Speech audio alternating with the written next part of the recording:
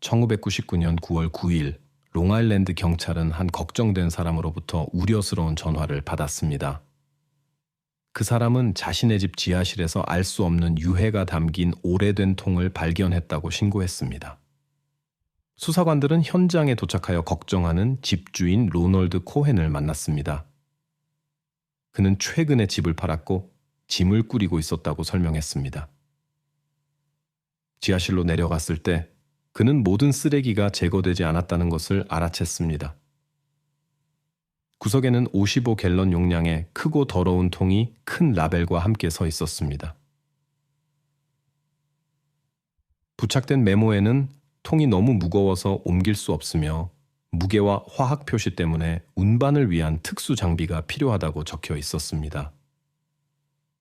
그럼에도 불구하고 이사업체는 그 통을 밖으로 가져왔습니다. 코헨은 뚜껑을 열어 내용물을 확인하기로 결정했습니다. 뚜껑을 열자 불쾌한 냄새가 공기 중에 퍼졌습니다. 하지만 그것이 최악은 아니었습니다. 표면에서 그는 손과 하이힐, 여성 신발을 보았습니다. 모든 것이 다양한 물질과 끈적한 녹색 화학 물질로 덮여 있었습니다. 코헨은 자신이 이 집에서 9년 동안 살았으며 이 통을 본 적이 없다고 말했습니다. 그 남자가 충격을 받았음을 알 수 있었습니다. 9년 이상을 그 집에서 살았고 그 모든 시간 동안 이 통이 지하실에 있었던 것입니다. 경찰은 집주인의 행동에서 특이한 점을 발견하지 못했습니다. 그들은 사건을 밝힐 수 있는 증거를 찾기 위해 지하실을 포함한 건물 전체를 철저히 조사했습니다. 하지만 탱크는 이미 많은 사람들이 만졌고 지문을 찾을 희망은 거의 사라졌습니다. 수사관들에게 유일한 단서는 탱크 자체와 그 내용물이었습니다. 탱크는 분석을 위해 실험실로 보내졌습니다. 전문가들이 가장 먼저 주목한 것은 탱크가 완전히 작은 검은색과 흰색의 완두콩 크기 플라스틱 구슬로 채워져 있다는 것이었습니다. 내용물에 접근하기 위해서는 이 구슬들을 몇 시간 동안 제거해야 했습니다. 탱크 뚜껑이 닫혔을 때 안에 산소가 소진되어 그 안에 있던 모든 것이 미라화되었던 것으로 보였습니다. 내용물을 제거한 후 그것이 어깨 길이의 짙은 머리카락을 가진 여성이라는 것이 분명해졌습니다. 그녀의 키는 약 150cm였고 나이는 25세에서 35세 사이로 추정되었습니다. 주목할 만한 것은 그녀의 앞니 2개에 있는 금색 충전물이었습니다. 전문가들은 이러한 충전물이 중앙 아메리카에서 전형적인 것으로 라틴 아메리카 출신일 가능성을 시사한다고 추측했습니다. 여성은 인조 모피로 만든 러파드 코트와 꽃무늬 드레스를 입고 있었습니다. 발에는 양모 양말과 신발을 신고 있었습니다. 이러한 의상 스타일은 60년대와 70년대 여성들 사이에서 인기가 있었습니다. 또한 여성은 임신 8개월이었습니다.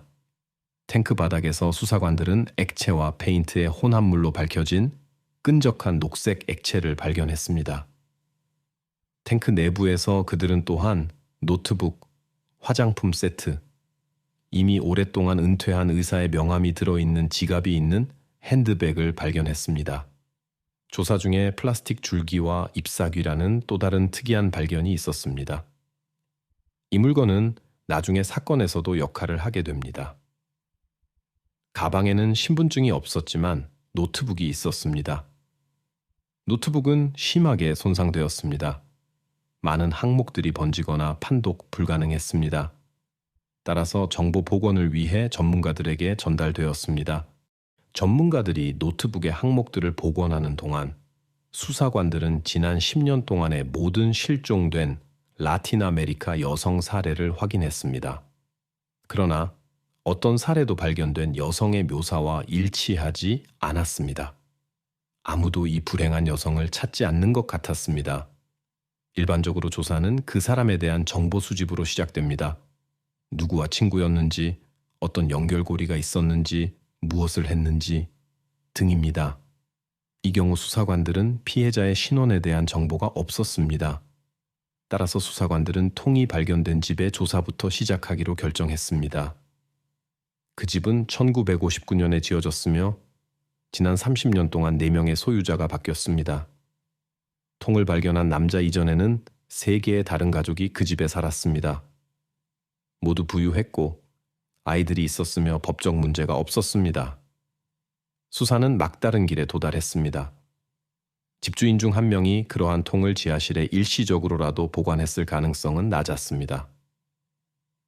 사건 기록을 검토하면서 수사관은 모든 결정적인 증거가 바로 눈앞에 있다는 것을 깨달았습니다. 통 자체에 있었습니다. 그의 주인은 롬, 뉴저지라고 적힌 통 위의 표시에 끌렸습니다. 롬이 통을 제조하는 공장이라는 것이 밝혀졌습니다.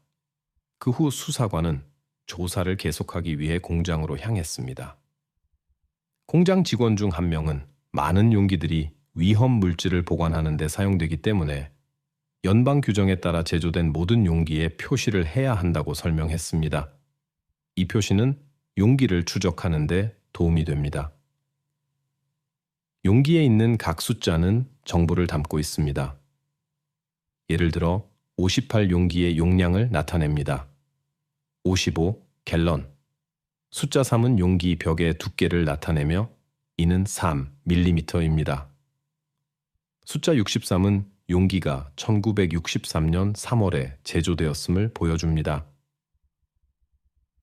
용기에 부착된 녹색 스티커에는 이전에 공장으로부터 이 용기들을 구매했던 화학회사의 로고가 있습니다. 조사관은 이 화학회사가 1970년에 새 소유주를 얻었다는 것을 알아냈습니다. 그들은 이 용기에서 나온 녹색 페인트의 생산이 같은 해에 중단되었다고 보고했습니다. 통에서 발견된 플라스틱 구슬들은 장난감, 의자, 장식용 꽃과 같은 다양한 물건을 만드는 데 사용되었습니다. 이 정보는 조사에 중요한 것으로 판명되었습니다. 이 통과 관련된 사건이 1963년 이후에만 발생했을 수 있다는 것이 분명해졌습니다. 설명된 사건들은 녹색 페인트 생산 라인이 중단되고 통이 제조된 70년대에 일어났습니다. 범인은 아마도 플라스틱 공장에서 일했거나 이 녹색 페인트가 사용된 공장에 접근할 수 있었을 것입니다. 그러나 30년이 지난 후 그런 사람을 찾는 것은 많은 시간이 걸릴 수 있고 결과가 없을 수도 있습니다. 한편 전문가들은 컨테이너에서 발견된 노트북 분석 결과를 받았습니다. 현대적인 적외선 기술을 사용하여 노트북 페이지의 정보를 복원하는 데 성공했고 거의 사라진 기록들이 읽을 수 있게 되었습니다. 여성의 신원을 해독하는 것은 조사관들의 눈앞에 있었습니다. 표지 안쪽에서 그들은 문자 A가 앞에 붙은 번호를 발견했습니다. 아마도 여성은 라틴 아메리카 출신이었으며 이 번호는 그녀의 등록 번호였을 수 있습니다. 미국에서는 모든 이민자가 고유한 번호를 받습니다. 조사관이 이민국과 시민권 서비스에 연락한 후 그는 제공된 번호의 사람에 대한 정보를 얻을 수 있었습니다. 그녀는 레이나 안젤리카 마르킨이라는 여성으로 1966년 8월에 25세의 나이로 엘살바도르에서 도착했다는 것이 밝혀졌습니다. 레이나의 신원은 1960년 사진과 그녀의 이름으로 확인되었습니다. 조사관들은 레이나의 미국에서의 목표에 대해 명확한 생각이 없었지만 누가 그녀의 계획을 방해했을 수 있는지 이해하려고 노력했습니다. 다음 며칠 동안 조사관은 이리나의 노트북에 있는 모든 연락처에 전화를 걸어 단서를 찾았습니다. 마지막 전화는 맨해튼 직물지구의 한 회사에 대한 연락처였습니다. 한 여성이 전화를 받았고 만나서 사건에 대해 논의할 의향이 있다고 했습니다. 조사관은 왜 그녀에게 연락했는지 설명했고 그녀는 대화를 계속하기 위해 만남에 동의했습니다. 케이티 안드라데가 사진을 보았을 때 그녀의 눈은 눈물로 가득 찼고 그녀는 조용히 속삭였습니다. 하느님, 그녀는 더 이상 우리와 함께 있지 않아요. 옆에 서 있던 조사관은 조용히 고개를 끄덕였고 케이티는 30년 이상 그녀의 마음에 간직했던 이야기를 하기 시작했습니다. 먼 1967년에 케이티는 뉴욕 맨해튼의 가톨릭 교회에서 처음으로 레이나를 만났습니다. 그녀의 목소리에서 익숙한 억양을 들었을 때 케이티는 그녀에게 다가가 물을 수밖에 없었습니다. 혹시 엘살바도르 출신이신가요? 레이나는 미소를 지으며 그렇다고 대답했습니다. 저도요, 케이티는 기쁘게 외쳤습니다. 이렇게 그들의 공동 고향으로 연결된 친밀한 우정이 시작되었습니다. 레이나는 케이티에게 자신의 어려움을 나누었습니다. 이혼과 새로운 삶을 희망하며 작년에 뉴욕으로 이사한 것에 대해 그녀는 도심의 공장에서 일했고 가톨릭 여성 기숙사에 살았습니다. 모든 어려움에도 불구하고 레이나는 항상 미소와 배우고자 하는 욕구를 유지했습니다. 레이나는 교회 구성원들 사이에서 알려지고 존경받았으며 그들은 그녀를 사랑하고 소중히 여겼습니다. 매일 일 후에 그녀는 열심히 영어를 배웠습니다. 그녀는 거의 매일 친구들과 만나 하루의 소식과 사건들을 논의했습니다. 특히 자주 레이나는 그녀의 가장 친한 친구에게조차 비밀로 한 연인에 대한 이야기를 했습니다.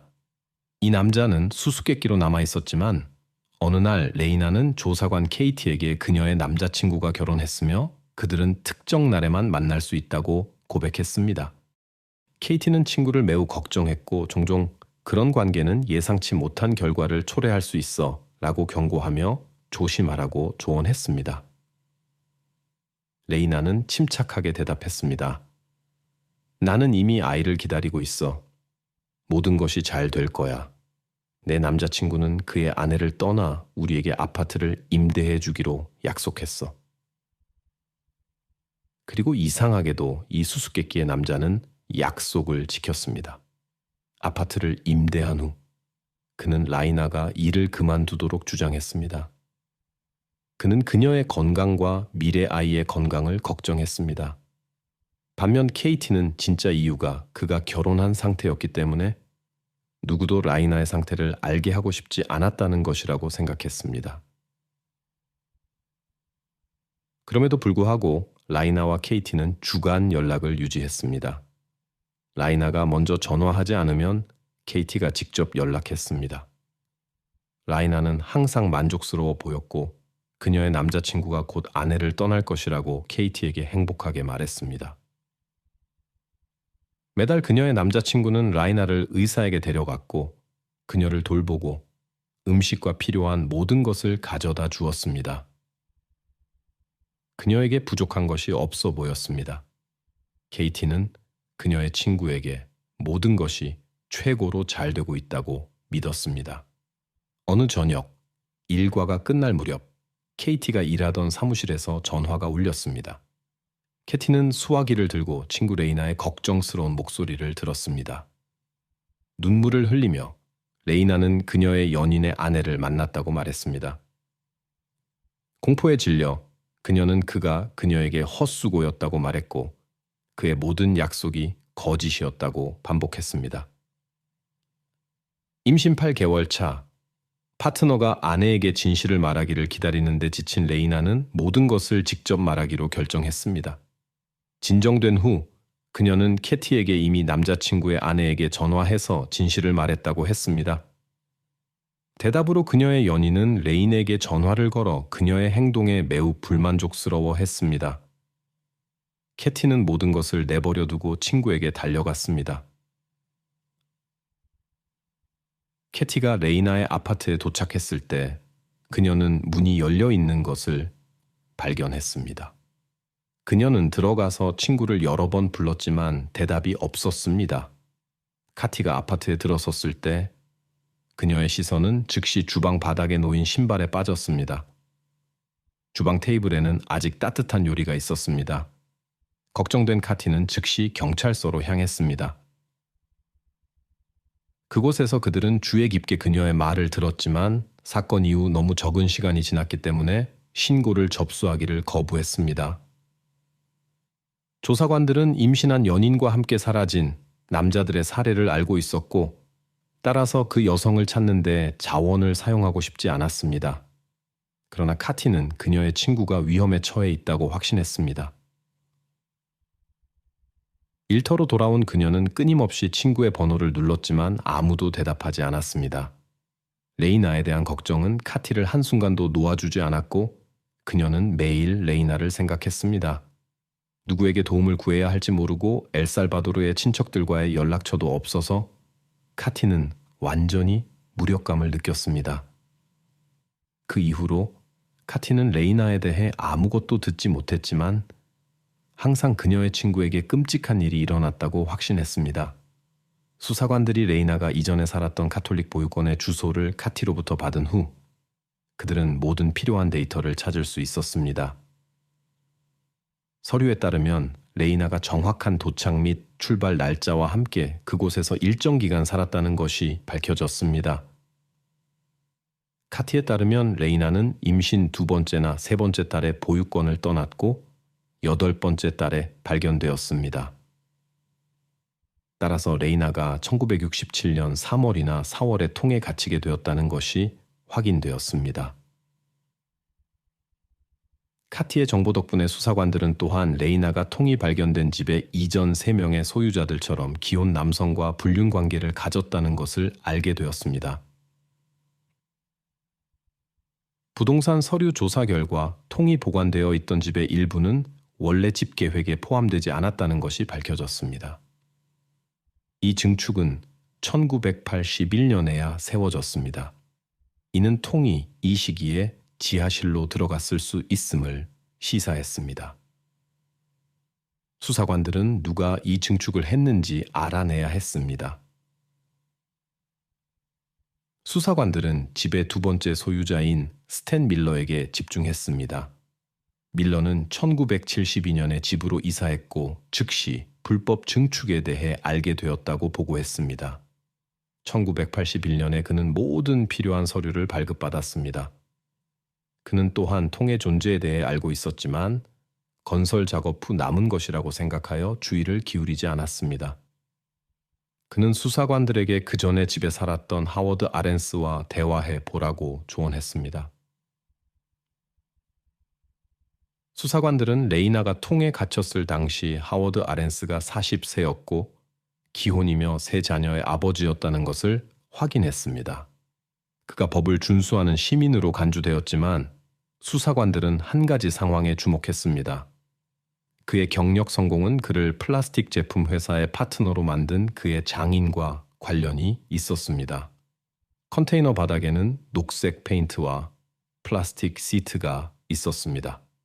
집의 첫 번째 소유자는 그런 재료와 인공꽃을 만드는 회사에서 일했는데 제품을 염색하기 위해 이 페인트를 사용했습니다. 윌킨스는 거의 20년 동안 그의 장인과 알빈 하우프트만이라는 동료와 함께 이 공장에서 일했습니다. 1972년에 회사가 문을 닫았을 때 그는 시카고에 집을 팔고 가족과 함께 플로리다로 이사했습니다.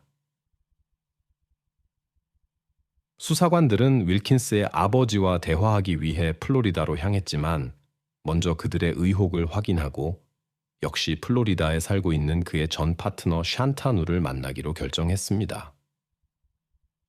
말킨에게 컨테이너가 보여졌고 그는 즉시 네, 그런 컨테이너는 녹색 페인트를 보관하는 데 사용되었습니다. 라고 말하며 인식했습니다.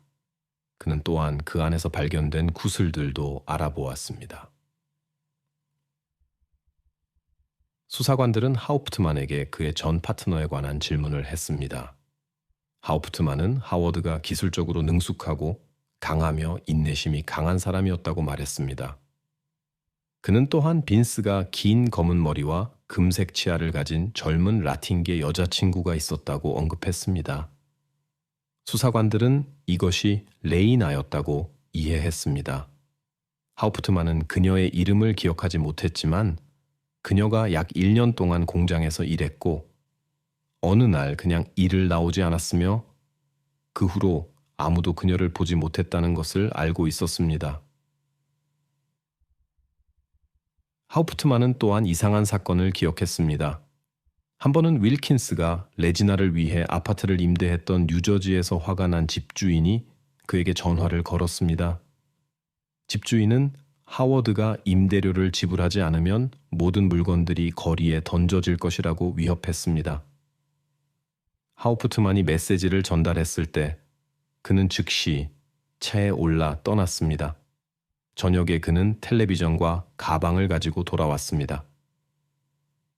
1967년에 하우프트만은 무슨 일이 일어나고 있는지 이해하지 못했지만 30년 후 수사관들은 엘키니 레이나의 아파트에서 모든 물건을 가져갔다고 확신했습니다. 이 시점에 레이나는 이미 그의 집 지하실에 있었습니다. 1999년 9월 9일 롱아일랜드의 집 아래에서 레이나가 발견된 지 일주일이 지났습니다. 수사관들은 플로리다에 있는 하워드의 집 문 앞에 서 있었습니다. 하워드는 그들을 보고 충격을 받은 것처럼 보였습니다. 30분 동안 하워드는 이 탱크와 그 내용물을 본 적이 없다고 주장했습니다. 수사관들이 공장에서 일했던 여자를 알고 계셨나요? 라고 물었습니다. 윌킨스는 네, 오래전에. 하지만 우리 관계는 짧았습니다. 제 장인이 알게 되었고 즉시 헤어지라고 주장했고 저는 그렇게 했습니다. 라고 대답했습니다. 그녀의 이름에 대한 질문에 그는 기억이 나지 않는다고 대답했습니다. 사진을 보여주었을 때 그는 그 여자를 본 적이 없다고 주장했습니다. 수사관들은 그가 그녀를 제거하고 탱크에 숨겼다고 확신한다고 설명했습니다. 갑자기 전화 통화로 대화가 중단되었습니다. 빈스의 아내가 전화했습니다. 그녀와의 대화에서 윌킨스는 수사관들의 방문에 대해 한마디도 언급하지 않았습니다. 통화 후 그는 수사관들에게 집을 나가야 한다고 말했습니다. 분명히 그들은 다른 선택이 없었습니다. 수사관들이 플로리다의 집에 왔을 때 그들은 영장이 없었습니다. 떠나기 전에 그들은 영장을 가지고 돌아오겠습니다. 라고 말했습니다. 그들이 나가자마자 수사관 중 한 명이 하워드에 대한 영장을 신청하기 위해 상관에게 전화했습니다. 9월 10일 하워드의 아내는 남편이 실종되었다고 경찰에 신고했습니다. 하워드 윌킨스는 이른 아침에 지갑을 집에 두고 사라졌습니다. 경찰은 수색을 시작하여 그가 있을 수 있는 모든 가능한 장소를 확인했습니다. 45분 후 그들은 휴가 중인 친구의 집에서 그를 발견했습니다. 하워드는 차고에 있는 차의 뒷좌석에 앉아 있었고 생명의 징후가 없었습니다. 수사관들은 일어난 일의 이유에 대해 의심하지 않았습니다. 자신의 행동의 결과를 깨달은 후 하워드 아렌스는 재판을 피하기 위해 자신의 생명을 끝내기로 결정했습니다. 뉴욕의 실험실에서 하워드와 아이의 DNA를 비교하여 일치함을 확인했습니다. 레이나는 30년 동안 탱크 안에 있었습니다. 이 모든 시간 동안 엘키는 정상적인 삶을 살며 새 아이를 키웠습니다. 아이나의 친구인 케이티 안드라데는 여전히 자신을 탓하며 내가 5분이나 10분 일찍 왔더라면 레이나는 아직 살아있었을 것이라고 말합니다. 경찰은 레이나의 가족을 찾았습니다. 그녀의 어머니는 30년 동안 딸에게 무슨 일이 일어났는지, 어디에 있는지 알지 못했습니다. 레이나는 엘살바도르로 이송되어 가족 부지에 묻혔습니다. 얼마 후 레이나의 어머니도 사망했고 딸 옆에 묻혔습니다.